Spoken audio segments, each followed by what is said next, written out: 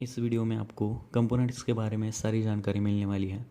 Video के and में मैं आपसे एक क्वेश्चन पूछूंगा। अगर उस क्वेश्चन का आंसर आपको पता है तो आप कमेंट सेक्शन में उसका आंसर लिख सकते हो। तो स्टार्ट करते हैं ये video. Understanding the components. Components are the building block of React application. They help in breaking the UI into smaller usable parts. React has two types of components, functional component and class component. Functional component का यहाँ पर एक example हमने लिया है। देखो, Y use component, हम components को यूज़ क्यों करते हैं? Improve code readability and modularity. Code को रीड करना थोड़ा सा इजी हो जाता है। और मॉड्यूलरिटी मीन्स कोड हमारा सेक्शन वाइज डिवाइड हो जाता है। एनहांस रीडेबिलिटी मेंटेनेंस, तो आप उसको मेंटेन कर सकते हो। अगर कोई बग है तो कहाँ है आप इजीली डिटेक्ट कर सकते हो। रीडेबिलिटी मीन्स उसको रीड भी इजीली कर सकते हो। Each component can handle its own state and logic. आपने यूज स्टेट यूज इफेक्ट पढ़ा था, तो हमारा कंपोनेंट उसको हैंडल करता है। तो इसके एग्जांपल कौन कौन से हो सकते हैं? देखो, profile page, header component, profile card component और फुटर कंपोनेंट, ये सारे इसके एग्जांपल हो सकते हैं। ये तो हो गई बेसिक जानकारी, लेकिन हम इसको पूरा नोट्स के थ्रू पढ़ेंगे। अब देखो, introduction to the React component. What is a component in React? A component in React is a reusable self contained piece of code. Okay, तो ये क्या होता है कि reusable self contained piece of code means एक छोटा सा piece of code होता है जो कि आप रीयूज कर सकते हो। That defines a part of user interface. तो ये क्या होने वाला है? ये जो छोटा कोड होने वाला है वो यूज़र इंटरफेस का एक छोटा सा पार्ट होने वाला है। It takes input as a props. Okay, ये प्रॉपर्टीज एज अ इनपुट लेने वाला है। Process it and return the element that should appear on the screen. तो देखो, हमारा जो यूआई होने वाला है उसमें जो एलिमेंट आपको रिटर्न करवाना है तो ये उसको रिटर्न करवाएगा। ओके, कंपोनेंट उसको रिटर्न करवाएगा और उसको शो करेगा। In React everything is built using the components make it easier to develop. तो देखो, हमारा जो रिएक्ट में सारी चीज़ें होने वाली है, अगर आपने कोई फ्रंट एंड का कोड किया है तो वो सारा कंपोनेंट्स में ही हम करते हैं। Make it easier to develop means ये इसको ईजी टू डेवलप बनाता है। Maintain and reuse UI elements across application. तो ये मेंटेन करना और इसको रीयूज करना अपने पूरे एप्लीकेशन में थोड़ा मेंटेनेबल कोड बनाता है अपने रिएक्ट एप्लीकेशन को। Why use components in React? It's reusability. Components can be reused across different parts of application, reducing redundancy. देखो, आपने बहुत जगह बटन देखे होंगे, तो बटन को आपको बार बार रिपीट करना नहीं पड़ता है। तो उस बटन का अगर आपने कंपोनेंट क्रिएट करके रख दिया तो उस कंपोनेंट को आप कहीं से भी उस पर कॉल कर सकते हो। अगर आपने वही चीज़ अगर रिडंडेंसी के थ्रू की मीन्स उसको रिपीटेशन मोड में किया तो आप हर जगह बटन बनाने पड़ते हैं। तो समझो कि एक बार अगर बटन बना के रख दिया तो उसको कहीं से भी आप एक्सेस कर सकते हो। Okay, modularity. Breaking the UI into smaller independent pieces improves the code organisation and maintainability. आपका जो यूआई होने वाला है वो इंडिपेंडेंट पीस ऑफ कोड होने वाला है। तो ये पीसेस ऑफ कोड्स होने वाले हैं। तो हमारा जो भी कंपोनेंट है वो एक मॉड्यूल की तरह काम करेगा यहाँ पर। Okay, separation of concern.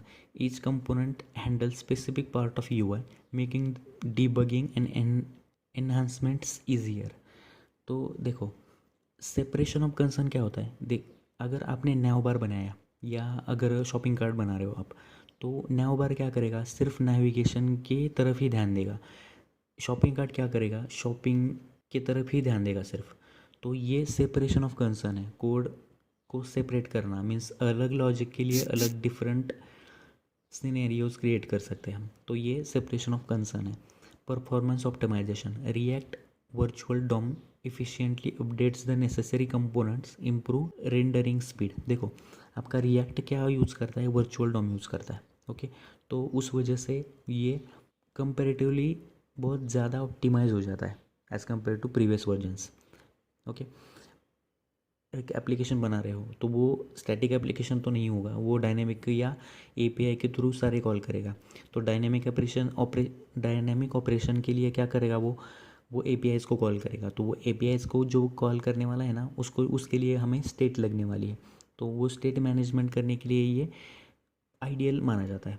Scalability. Large applications can be built efficiently by composing multiple small components. हमारा जो पूरा एप्लीकेशन रिएक्ट का बनने वाला है वो कंपोनेंट्स के थ्रू बनने वाला है। छोटे छोटे सारे कंपोनेंट्स एक साथ मिला के एक पूरा एप्लीकेशन बनता है, तो उसको स्केल करना बहुत ज़्यादा ईजी हो जाता है as compare to other languages. इसको स्केल करना बहुत ज़्यादा ईजी है। Types of components in React, functional component and class component. तो यहाँ पर दो टाइप्स के कंपोनेंट यूज़ होते हैं जो कि है functional component and class component. Functional component is a JavaScript function that return JSX, JavaScript XML. It is a simple, more readable and preferred mode in modern development. Okay, तो देखो functional component जो है हमारा, तो वो JSX return करवाता है।